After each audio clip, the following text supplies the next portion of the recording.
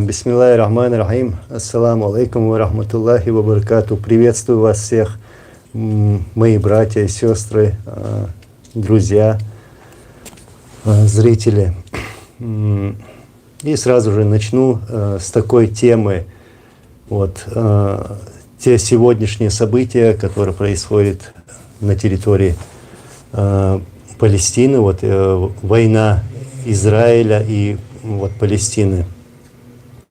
Все это, конечно же, большая политика, но я просто хотел бы сказать свое личное мнение по поводу этого. Не буду сейчас полностью об этом пересказывать, всю эту историю. Вы все это, может быть, и лучше меня знаете, что там происходит. Там сегодня проливается кровь мирных жителей. Вот что меня волнует. Кровь наших братьев и сестер. И, конечно же, я противник того, чтобы где-то кого-то убивали безоружных и убивали мирных жителей. Мы знаем, что это, мы знаем, как это происходит во время войны.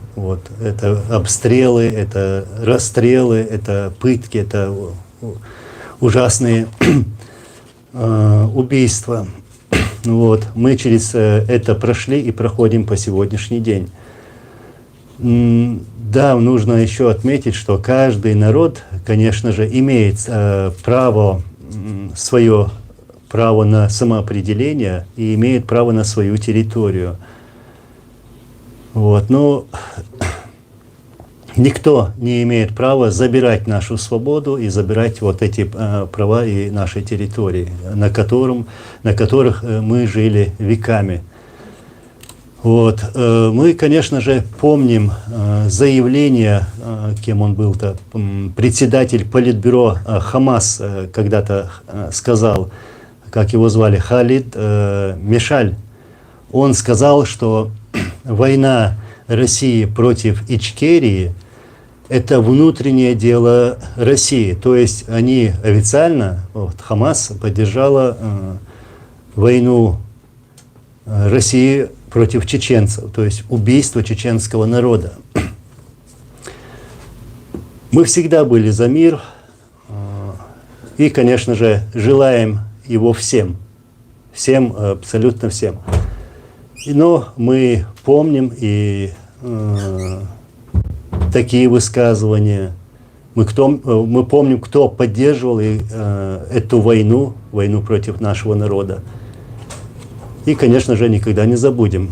Здесь я не говорю про палестинцев или про другие народы. Нет, я говорю про такие организации, которые сегодня имеют связи с Россией, с Кремлем. То есть Россия приглашает их, то есть имеет контакты с этими организациями, поддерживает их. Мы это прекрасно знаем. И знаем, что народ Палестины и вообще другие народы используются в этой политике. Вот что тяжело видеть. Это так, коротко про то, что сегодня происходит в Палестине. Беспокойство за наших братьев и сестер.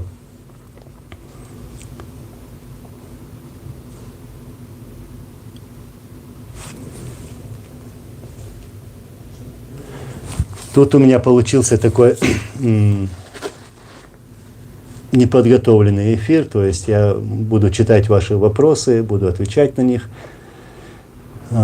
И дальше уже по некоторым темам тоже пройдусь.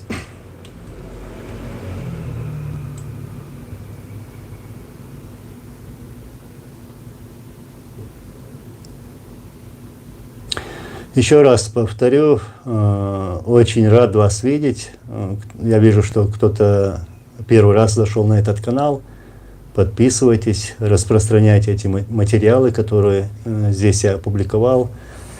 Их около 1000 разных видео на тему войны против чеченского народа. Собираем историю, храним ее, как вы видите. Вот распространяем. Вы тоже делаете это, тут очень много материалов.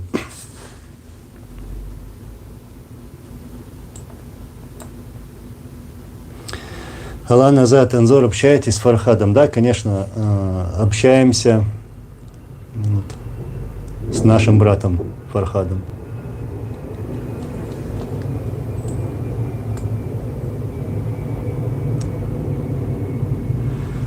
Так, новый друг, война 1967 года. Израиль оккупировала земли Палестины. Что ты скажешь? Ну, что я скажу, это уверенно скажу, что это так не прекратится.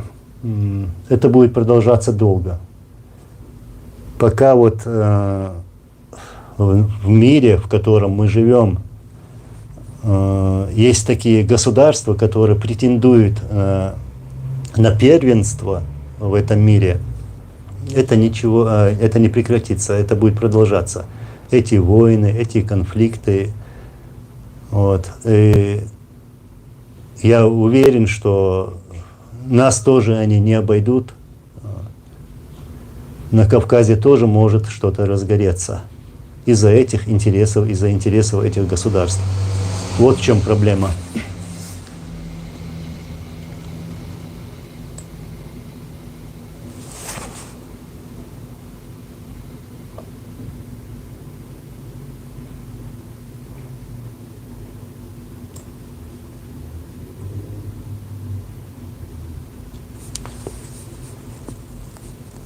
Лучшие книги, валейкум ассалам.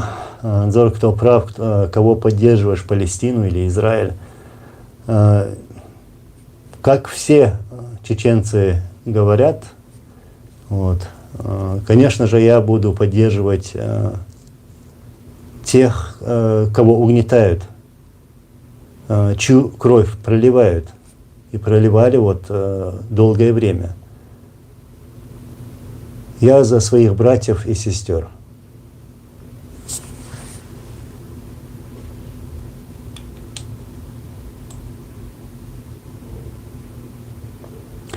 Конечно же, я не говорю о тех методах, которые вот могут применяться или применяются вот в спорных вот таких вопросах, тем более методы террора ради вот, своих территорий, возвращения территории, или война за территорию, или вообще в любой войне, чтобы применялись какие-либо акты террора. Я против любого террора, против любой формы террора. Мы свою позицию всегда вот так озвучивали. Мы знаем, что это такое. Мы испытали это на себе и испытываем сегодня, по сегодняшний день, вот этот террор по отношению к нашему народу. Хотя, да, русская пропаганда всегда вот твердила, называла нас и чеченское сопротивление террористами. Якобы вот все чеченцы террористы. И так начали войну, обвинив весь чеченский народ, вот все мужское население, они прямо это говорили, от 10 до 65 лет террористами объявили. И вот начали войну против нашего народа. Мы знаем, что это такое. Так что пускай вот эти ярлыки повесят на самих себя. Вот я про Россию.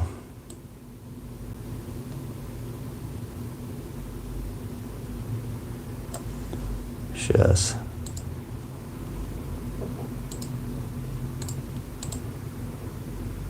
Я вот своим модераторам тут скажу, не надо удалять сообщения или вопросы, комментарии, если там нет оскорблений кого-либо. А дальше уже я посмотрю, отвечать на этот вопрос, провокационный ли этот вопрос или нет. Но иногда провокационные вопросы тоже бывают интересные. Хочется и ответить.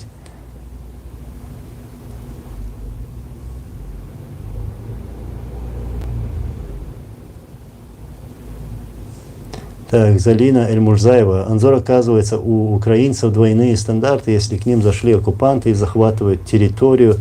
Это значит, а если евреи зашли в Палестину и оккупируют чужие, это значит, так и надо двойные стандарты. Да, мы знаем, что такое двойные стандарты. Наблюдаем за ситуацией.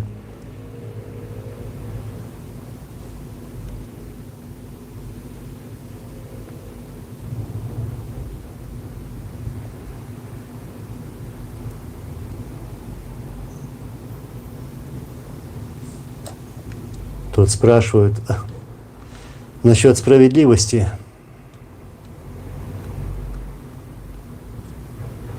Вся наша жизнь — это испытание, и в этой жизни такой справедливости нету. Мы ее не видим. То мы жертвы, то мы заложники в какой-то ситуации, в какой-то войне. Справедливость будет там, когда мы уйдем. Когда мы все уйдем, когда покинем этот мир, несправедливый мир, а вот когда уйдем туда, вот там уже будет справедливость. Вот такова жизнь.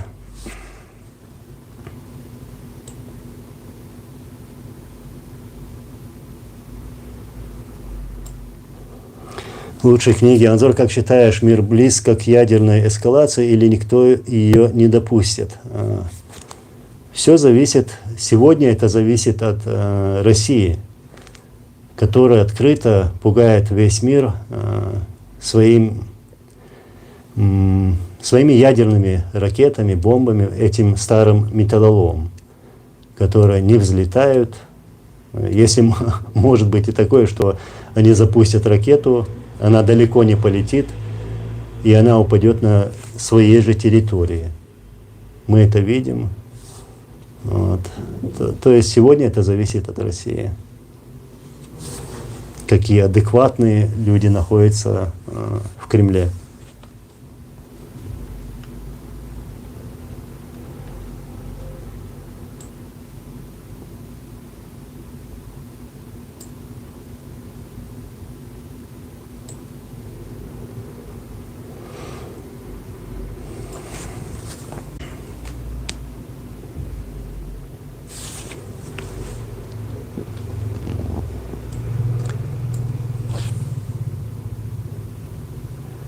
Так, Третья мировая, Дантес,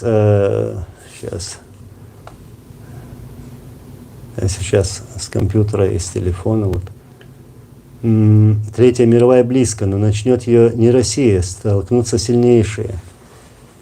Я думаю, что Россия уже начала Третью мировую войну. Вот посмотрите, как Путин начал войну в Украине. И какие силы сегодня замешаны в этой войне. То есть, с одной части, очень много стран, которые сегодня помогают Украине. И Путин бегает по миру, ищет себе поддержку, получает ее там из Африки, там, из Кореи, скажем так. То есть Путин делает все, чтобы развязать вот эту более масштабную войну, мне так кажется. Насчет Кадырова тут уже начали. Я честно скажу,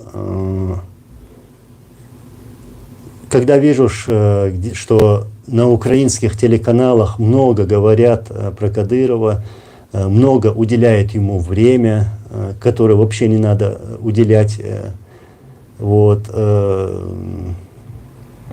Мне хотелось бы сказать, лучше бы украинские телеканалы уделяли бы больше времени для чеченских батальонов, которые сегодня воюют против русских оккупантов. А вот то, что Кадыров ничего из себя не представляет, это мы знаем хорошо, мы чеченцы, кто он такой, откуда он появился и зачем он появился. А насчет лопнет, не лопнет, уже к этому идет. Он уже разошелся в форме.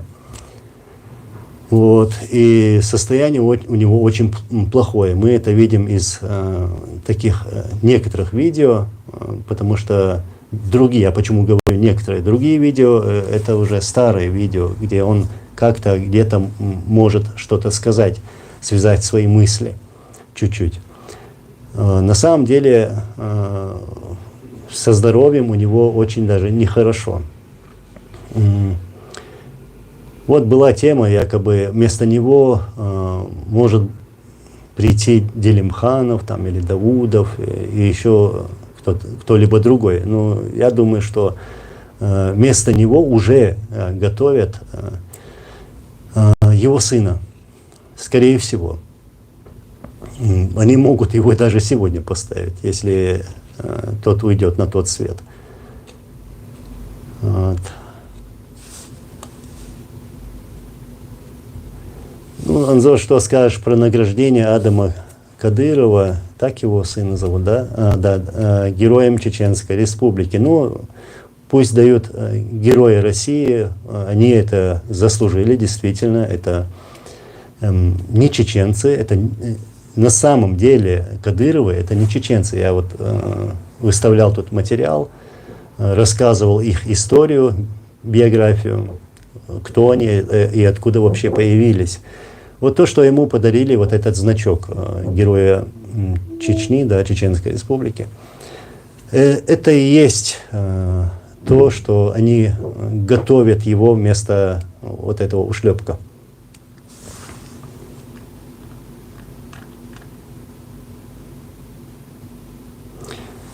Так, Траум фон Гаити. Анзор, как много сторонников идеи независимости Ичкерии в Чечне на данный момент. Очень много. И это самая такая реальная сила, которая покажет свою активность в деоккупации нашей Родины. Вот на кого надо делать ставку, к примеру. Это люди, которые сегодня проживают на территории оккупированной Ичкерии. Потому что они испытывают вот этот террор, вот эту диктатуру путинскую. И они знают, что это. А так мы всегда говорим, что более половина численности, можно сказать, половина численности нашего народа сегодня находится на чужбине. И люди по сегодняшний день покидают вот оккупированную Ичкерию ради того, чтобы сохранить себя и свои семьи, избежать вот этой мобилизации. Кстати, насчет мобилизации. Вот буквально сегодня я получил информацию такую, что вот эти пехотинцы Путина окружили одно горное село, вот, и зашли в это село и начали вот проверять, кто способен воевать в Украине, то есть фильтрация была, фильтровали вот молодежь. И кто отказывается от их приказа отправки в Украину, то кадыровцы придумали такое, что молодежь, то есть люди, чеченцы, будут должны платить штрафы, огромные штрафы.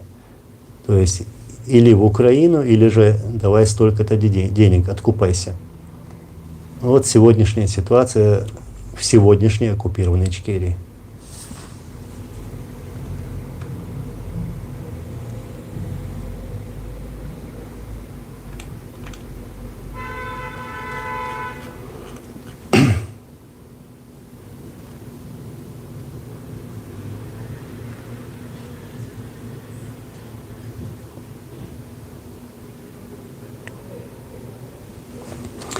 Рабадан Абдуллаев, Анзор Масхар, почему Аллах Всевышний не принимает молитвы добрых людей? Иногда мысли у меня нет. Так. Нет, то, что ты сейчас написал, конец этого предложения, просто я не хотел это говорить, зачитывать. Аллах есть, и Аллах помогает тем людям, где есть собранность, вот, где есть единство. Вот когда нам поможет Всевышний Аллах. А так всегда надо просить у Аллаха помощь, прощения, и мы это, иншаллах, получим.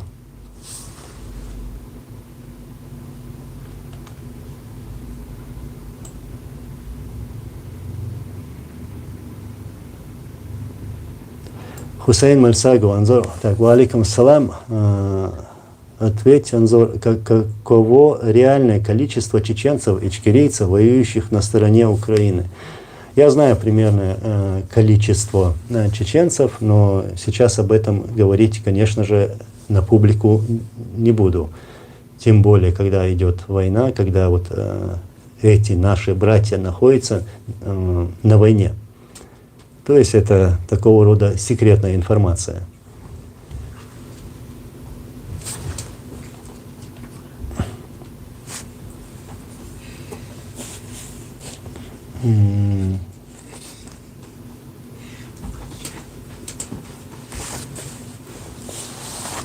Так.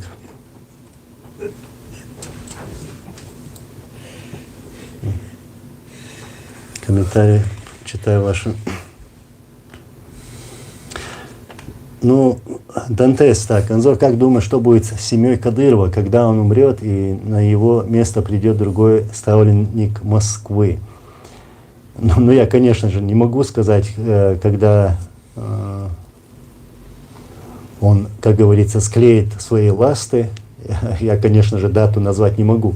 Не от меня зависит, я этого не знаю. Но все это к этому идет. Но я много раз говорил, что не желаю ему с такой смерти, чтобы он раз и ушел такой. Нет. Он заслужил еще более такого.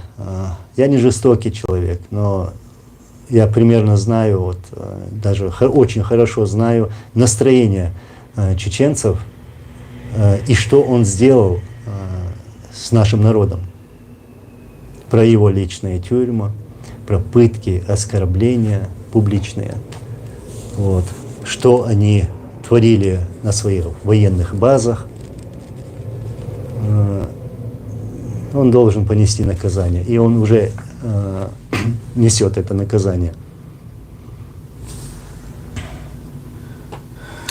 А вот насчет ставленника Москвы, конечно же, уйдет он, придет другой. И ничего не изменится в той политике, которая вот, применяется Путиным, вот, Кремлем. Пока существует Путин, ничего не изменится.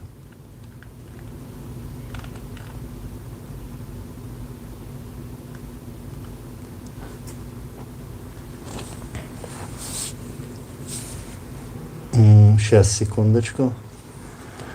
Отвечу сначала на вопрос. Анзор, вы верите в то, что командир Хаттаб был уничтожен ФСБ?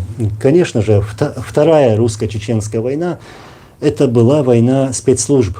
Да, в первую войну тоже присутствовали спецслужбы, это в то время было ФСК, потом переименовали на ФСБ, но Кремль сделал ставку на военных в первую войну, а во вторую войну уже делали ставку на спецслужбы, на ГРУ, и то, что убили Хаттаба, отравили, убили другого, да, там уже были такие методы спецслужб.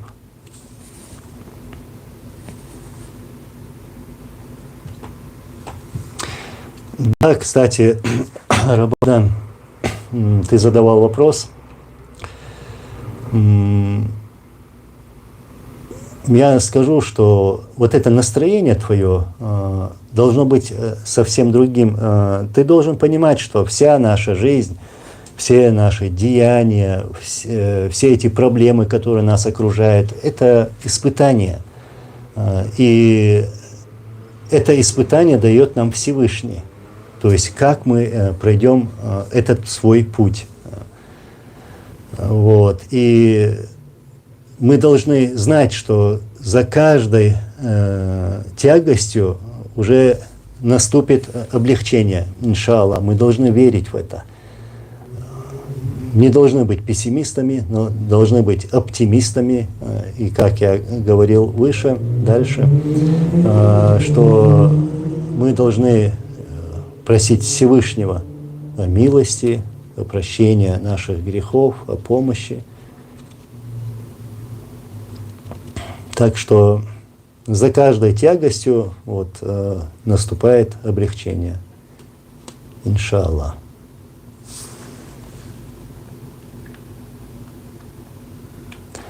Сейчас, секунду. Тут.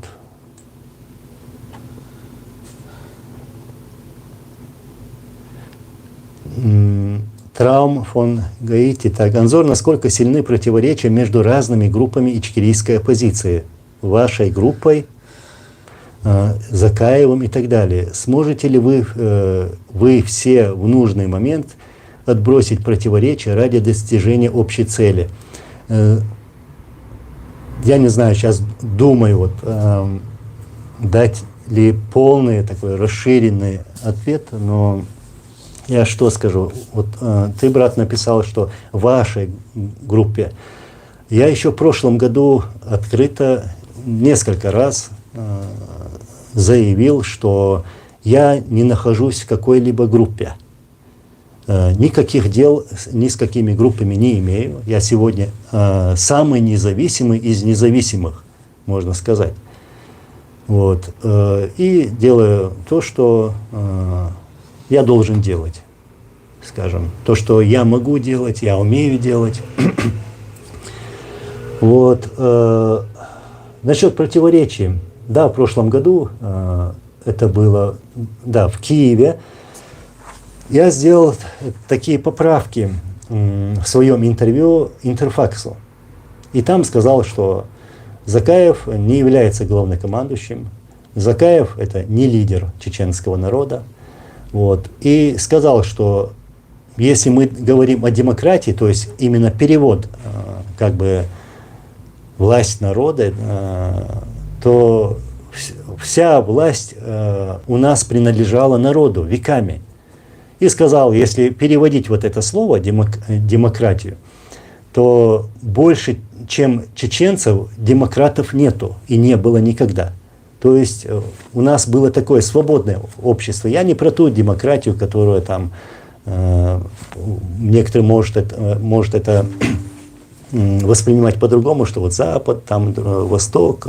Нет, я говорю про совсем другое, про свободу слова, про свободное общество. Мы всегда были такими, чеченцы. И никто никогда ничего не навязывал нашему обществу. А сегодня это делают и пытаются делать. И в прошлом году я открыто так сказал, что та фамилия, которую ты называешь, Закаев, я сказал, что он не главнокомандующий, что все наши главнокомандующие и главнокомандующие чеченцев всегда находились на территории нашей республики во время оккупации и воевали против русских оккупантов. И также все, поголовно, все поочередно были убиты во время этих войн. Вот как отдавали жизни наши главнокомандующие. Наш главнокомандующий никогда не находился на чужой территории. И про лидерство тоже сказал. Нет у нас сегодня лидера. Вот так я сказал. Потому что самозванцем никто не может стать, сам себя назвать лидером, я лидер, и пойти дальше. Нет, это не позволит народ. После моих этих высказываний, то есть правды, начались разного рода атаки. Атаки этой группировки, я так ее называю, лондонской группировки Закаева. Атаки были не на меня в первую очередь, атаки были на мою семью. Меня там в прокуратуру отдали, завели дело, в общем, виртуальную, где непонятно, кто генеральный прокурор, там Баргиш, не помню, фамилия какая-то была, человек, который вообще не существует, нет его в природе. И вот Закаевская вот эта группировка начала меня атаковать, пыталась дискредитировать перед нашими братьями и сестрами. И атаки были в основном, мне сейчас это все неприятно, конечно же, говорить, атаки были на женщин из моего дома. Вот такие подлые методы. И я сказал, что какая мне разница, что Кадыров, что Закаев. Если Закаев уподобляется в Кадырова в таких моментах. Вот. Потом начали бегать за мной, начали там ролики снимать, где я как-то машину паркую, где я как-то кофе пью. Подошли к машине, начали там номера даже выкладывать машины. Вот. Какая вот мне разница, что кадыровцы, что закаевцы. Вот. Вот такие дела. Поэтому я сейчас, отвечая на твой вопрос, скажу, брат, что я не хочу никакого объединения, не хочу ничего иметь вообще общего с неискренними людьми. Кто где-то как-то высказывал такое, что Кадыров, его брат, да, это говорил Закаев.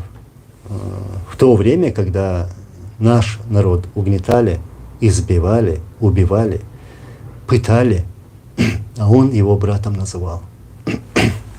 Как бы так это ни было сказано, но вышло изо рта это. Потом приносил соболезнования по поводу убийства отца этого ушлепка. Это непростительно.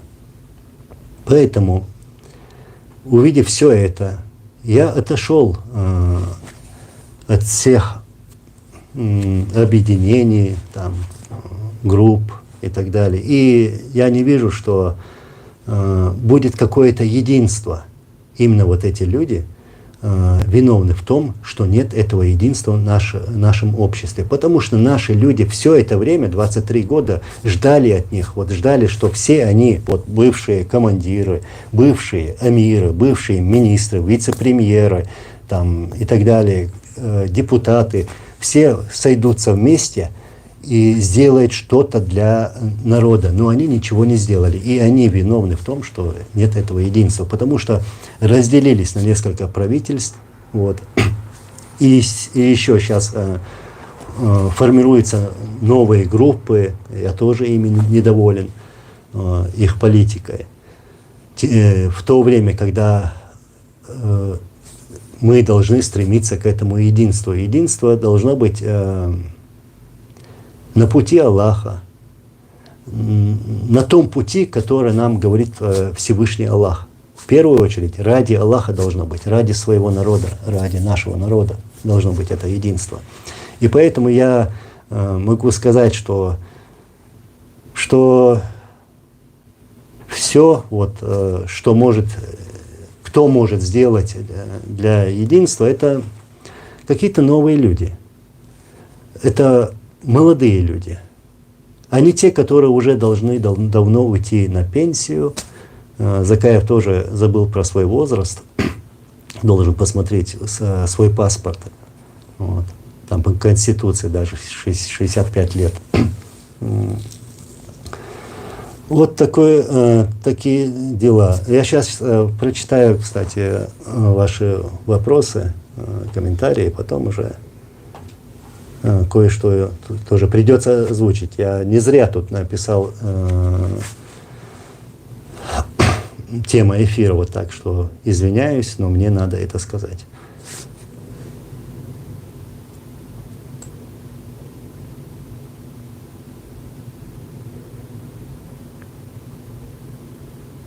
Мелхиборс, да, Кадыров не то, что даже предателем был, предателем нашего общества, народа, он также был врагом, нашим общим врагом. Только враг так будет поступать с народом.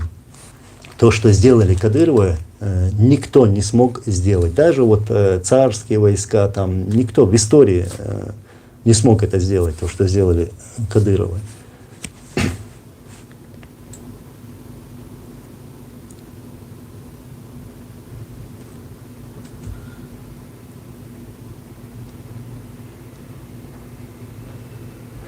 Макс, я подтверждаю твои слова, что Кадыров еще не несет наказание, да, и вот, что его ждут большие мучения. Конечно, каждого предателя, лицемера ждет вот эти мучения.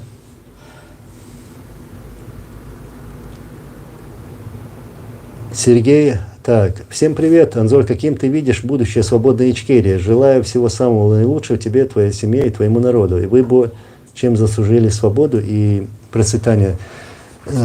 Приветствую, спасибо большое, очень приятно слышать такие пожелания. Я тоже искренне желаю вам, вашим родным, народу мира и процветания и свободу. А вот каким мы видим наше будущее, я скажу так, что именно таким, каким видели наше будущее наши герои. Вот. То есть свободное общество, где людей будут уважать, и где будет свобода слова, где каждый может жить так, как ему захочется. Конечно же, в рамках закона, уважая закон. Вот. То есть, чтобы было мирное небо над нашей головой. Но я уверен, что, иншаллах, как говорится, по воле Всевышнего, мы обретем эту свободу и в один прекрасный день деоккупируем нашу землю.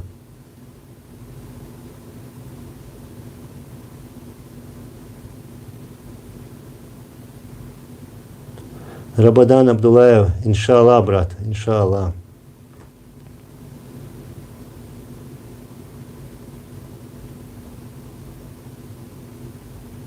Мелхиборс, так, насчет Юшуса, Сидана, Цунгязин, Язин,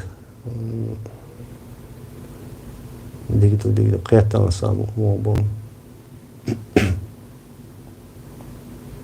Сидана Дарова, что я именно приготовил сказать, я приготовил, сейчас скажу. Кстати, я скоро уже буду завершать этот эфир.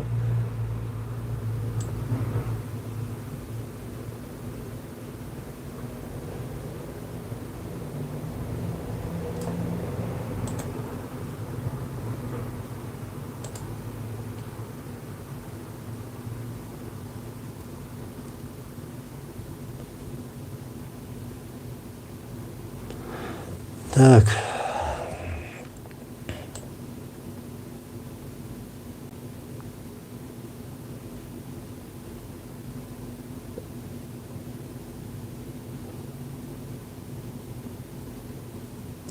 Тихий Дон, Анзор, Дахазайта, Кадыровик, то, что здесь в Чечне все делается для туристов, чтобы зарабатывать себе туризмом. Ничего для народа нету, даже у тех, у кого хоть малый бизнес под угрозами вымогают денег. Все это время, 23 года, вот эта семейка Кадыровых всегда вымогала деньги у народа. То есть у народа, который испытал все ужасы русско-российской войны. Вот. И по сегодняшний день, вот, ну да, я подтверждаю твои слова, что все то, что они там построили, эти зоопарки, там аквапарки, эти высотные здания, построены для себя и вот для приезжих, для туристов, там, для их гостей, но никак не для своего народа. И сегодня вот эти Кадыровы, вот эта семейка Кадыровых сегодня угнетает наш народ, то есть пьет кровь своего народа.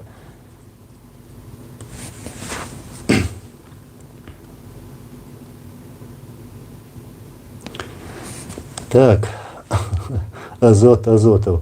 Ведущий откуда? Кто подскажет? Да.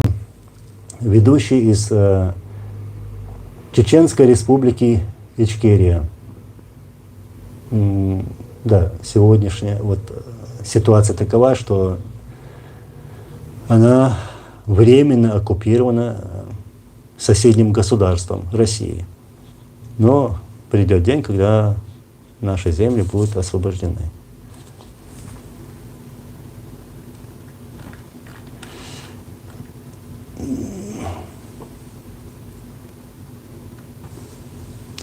Арбузов Денис, Анзор, а если выжившие арабские добровольцы, которые смогли уехать из Ичкерии? Да, вот, кстати, про добровольцев. Были турки, были арабы, были и представители других национальностей. То есть ты правильно написал, что это были добровольцы. А вот российская пропаганда всегда вот указывала, что говорила, что якобы это были наемники. Во время двух русско-чеченских войн за участие в войне против российских оккупантов никогда деньги не платили. Ни чеченцам, ни другим добровольцам. Вот. Так, да, много из них действительно погибли на войне. Но есть и такие, которые вернулись, уехали в свои страны.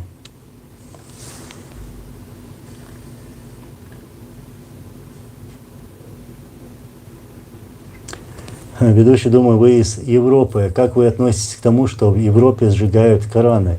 Коран, к сожалению, сжигают не только на территории Европы. Я в первую очередь скажу, это провокация. И могу даже вот примерно сказать, что это провокация со стороны российских спецслужб. Почему вот те люди, которые вот сжигают Коран, как-то где-то связаны с Россией, имеют там какие-то корни, какие-то связи. Я считаю, что это провокация против мусульман, чтобы вот разжечь такой конфликт внутри Европы, там Европа мусульмане. Именно для этого это делается.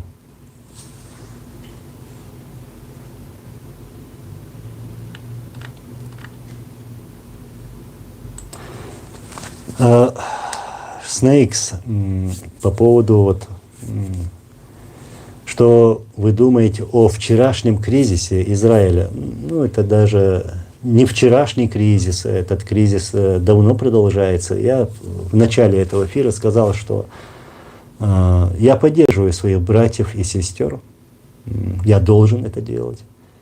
Я за тех переживаю, вот, которые погибают в любых войнах за мирных жителей. И считаю, что какие-то территориальные споры не должны совершаться вот там методами террора с любой стороны. Без разницы, я не сейчас про все стороны говорю. Террор не должен применяться в таких случаях. Пускай воюют те, кто хочет воевать, но не надо убивать мирных жителей. Вот о чем я беспокоюсь.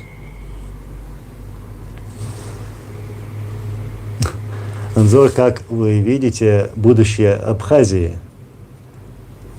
Будущее Абхазии я вижу, хотел бы видеть, чтобы наши братья, кавказцы,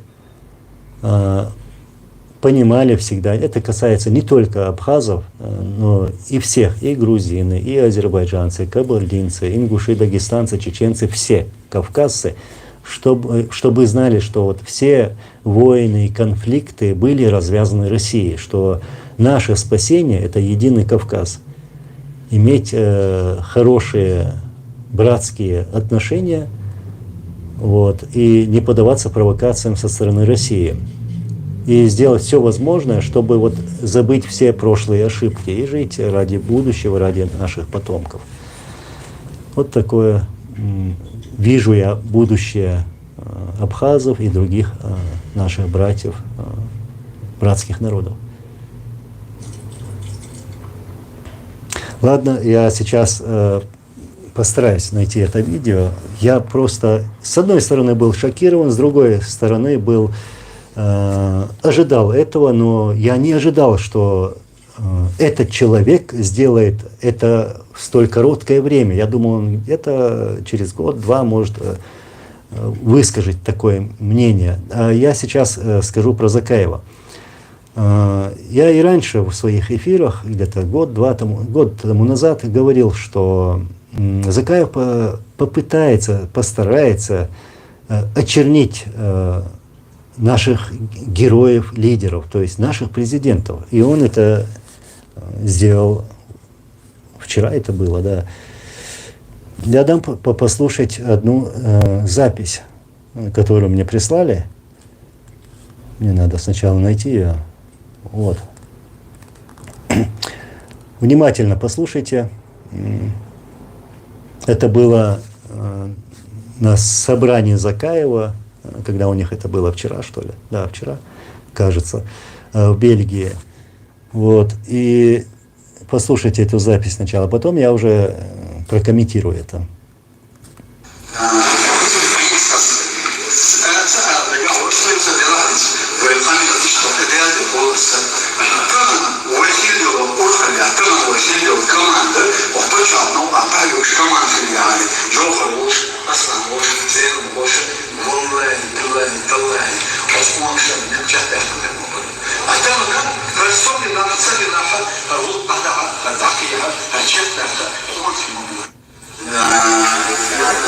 А сейчас сначала с переводом еще раз.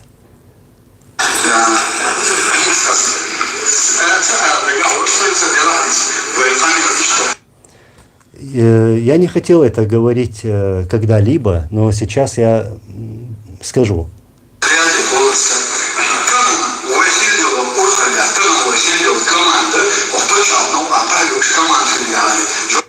Если бы была бы такая команда, которая есть сейчас у нас, то есть команда Закаева, была бы у Джохара Дудаева, у Аслана Масхадова и других наших лидеров, то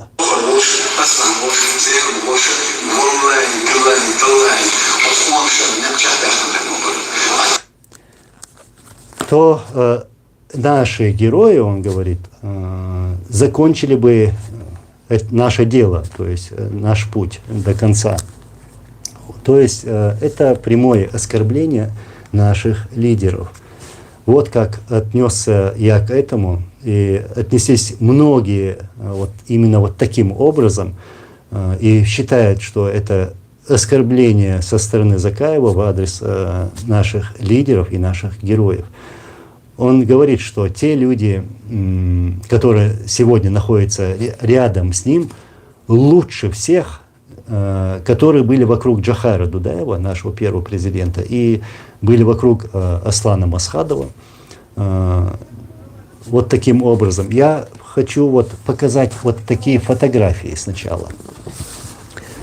Это люди из круга Джохара Дудаева и Аслана Масхадова. Я зачитаю некоторые фамилии даже. Астамиров Айса, Исрапилов Хункар Паша, Абдул Хаджиев Асламбек, тут Хултыгов Леча, Арсаев Асламбек, так, кто еще? Адгириев Турпал Али, Гилаев Хамзат, Басаев Шамиль, Али Хаджиев Руслан, Димаев Аила, Далхан Хажаев. Таких героев очень много. Я могу продолжать и говорить, называть эти фамилии. Там всеми известный сейчас Али Адаев, все его знали как Ламбада, тот, который там разговаривал с российскими оккупантами и просил их уйти домой с чеченской земли, чтобы сохранили себе жизни. Таких много. Умал Дашаев, очень много героев отдали свои жизни. И эти наши герои были вокруг Джохара и были вокруг Аслана Масхадова. И эти наши герои отдали свои жизни, воюя против русских оккупантов. И хочется сказать, какое вообще право имеет какой-то беженец будь он политический или любой, вот таким образом высказываться в адрес наших героев. Никто ему не даст такого права, и мы ему такого права не даем. То есть мы чеченский народ. Они, наши герои, никогда не называли Кадырова братом и твердо стояли на своей позиции, знали, кто такой оккупант. Кстати, не воровали деньги чеченского сопротивления. Он прекрасно знает, о чем я сейчас говорю.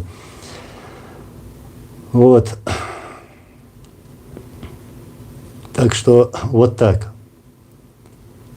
Я бы хотел бы еще более жесткой форме это сказать, но в последнее время просто я не хотел называть его имя, называть имена тех людей, которые находятся рядом с ним. Да, есть там действительно хорошие братья, которые обманулись его там красноречивости, его высказыванием, вот, его обещанием. Есть хорошие братья, которых я действительно уважаю, но очень много тех, которых можно назвать лицемерами, вот, и занимается не тем делом. Это и есть окружение сегодняшнего Закаева. И еще раз повторюсь, не он должен давать оценки нашим героям и окружением Джохара Дудаева и окружению Аслана Масхадова. Он прекрасно помнит и знает мнение Аслана Масхадова и других героев, Абдулхалима Садулаева, Доки Омарова, вот, про этого самозванца. Еще тот момент. Никто сегодня не имеет права продавать или раздавать паспорта Чеченской Республики Ичкерия. Он сегодня продает паспорта. Они зеленого цвета. Вот, и говорит, что это паспорта Чеченской Республики Ичкерия. На самом деле паспорт Чеченской Республики Ичкерия был вот таким. Вот оригинал паспорта Чеченской Республики Ичкерия. А в том паспорте, которым он продает, сзади написано, что этот паспорт вообще сувенир на самом деле, и что его нельзя даже вот вытаскивать в кармане, кому-то предъявлять, показывать. За это штрафуют. И есть такие случаи на территории Европы, где на границах останавливали, где люди, обманувшиеся, веря в то, что это действительно паспорт гражданина Ичкерии, показывали, и за это их штрафовали, полиция штрафовала. Так что вот те зеленые паспорта, вот эти закаевские паспорта, это просто сувениры. Вот что я так коротко, сжато хотел сказать. Да, если я сейчас буду говорить, там, они будут, вот эти, закаевская группировка будет, там у них очень много ботов, будут говорить, что вот Анзор там пытается разделить чеченское общество. Нет, Анзор пытается открыть глаза тем людям, у которых эти глаза закрыты. И я призывал того же самого Закаева и любого другого просто даже увидеться, встретиться и обсудить любые моменты, если я где-то не прав, если они так считают. А то, что я прав, не прав, я могу показать. Не так публично, а так при встрече. Я призывал этого Закаева, он на это не отреагировал. Знает почему. Дальше я не буду про него.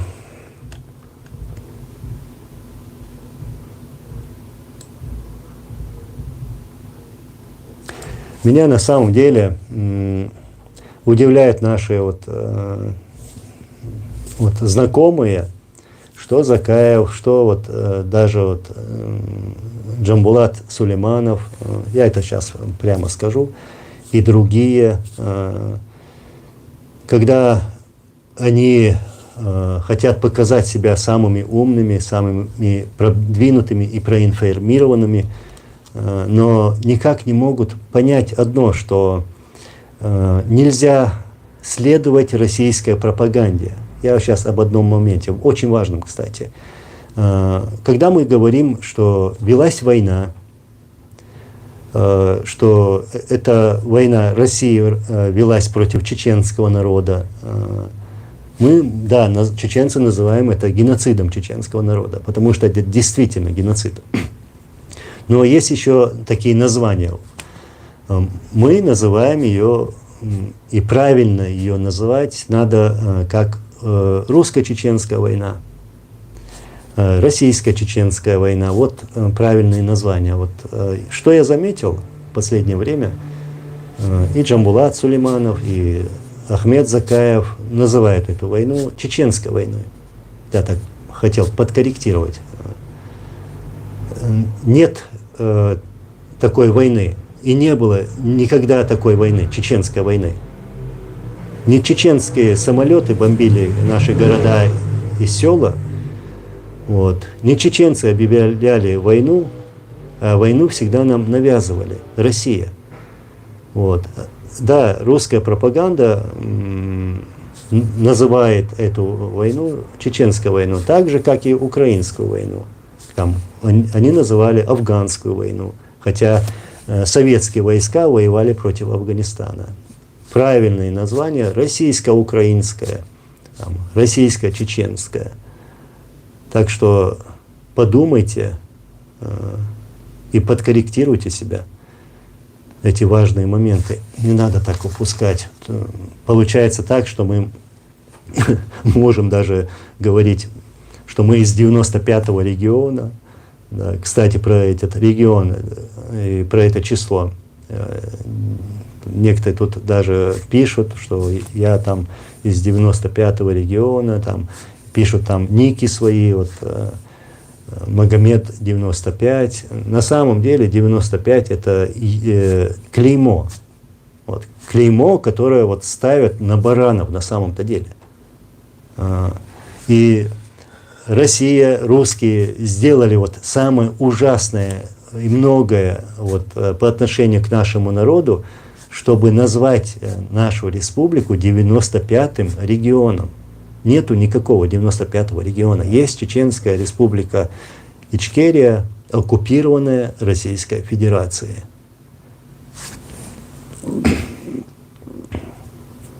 Уже тут пишет казах-украинец. Никогда я не доверял Закаеву. Для меня, честное слово, вот, будучи чеченцем, тяжело вот говорить вот такое, но то, что говорю, я говорю это вынужденно. Вынужденно.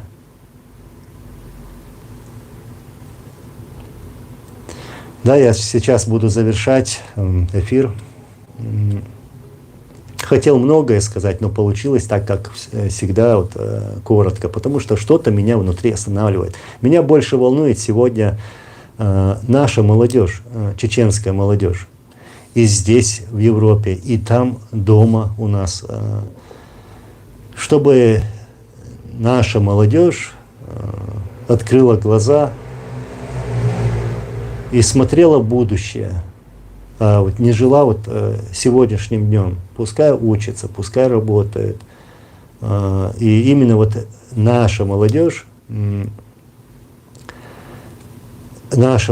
будет восстанавливать то, что надо восстановить. И нашу государственность, и нашу республику. Вот. Также меня еще интересуют и волнуют чеченцы, которые сегодня воюют против русских оккупантов. Это наши батальоны. Батальон имени нашего героя шейха Мансура, батальон имени Джохара Дудаева. И вы, скорее всего, слышали, что некоторые наши братья из этих батальонов погибли, отдали свою жизнь вот в этой борьбе против русских оккупантов. Далдекал Бойлиш. Далее колбол. Так что делайте ставку на молодежь и помогайте всем, чем вы можете, вот, тем чеченцам, которые сегодня воюют против русских оккупантов.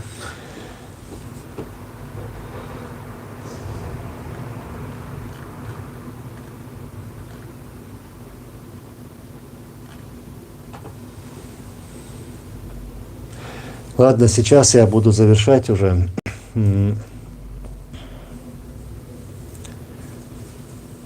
Зачитаю ваши комментарии и уже буду завершать.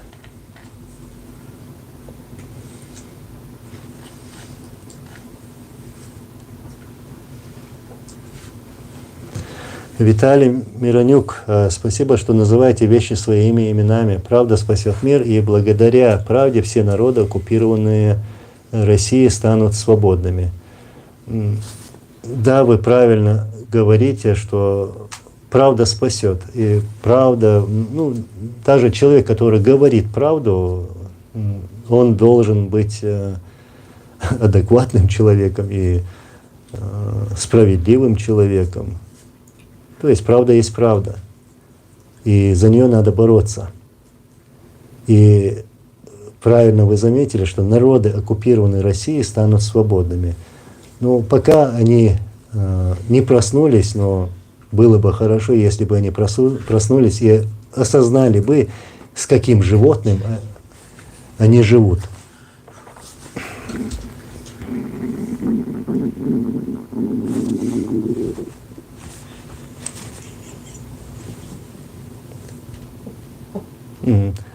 Так, Залина Ильмурзаева, Анзор у моей матери точно такого же цвета паспорт у матери, да, сейчас я так. Паспорт такого же цвета Ичкерии у матери, да, она его бережет и прячет. Ну да, действительно, это тот паспорт, я еще раз покажу, действительный паспорт с настоящей расцветкой, которой он должен быть, это серый паспорт. Паспорт Ичкерии, Чеченской Республики Ичкерия. Он не был зеленым или другого цвета.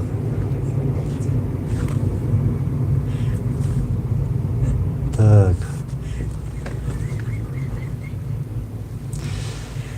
Хорошо, сейчас я прощаюсь.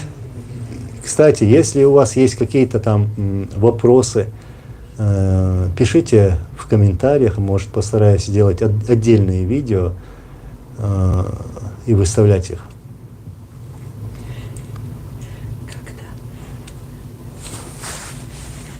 Все на этом. Как Аллах рейс хырмасана, иншаллах шадак дикердо. Всего хорошего, желаю всем мира. Ассаламу алейкум ва рахматуллахи ва баракату.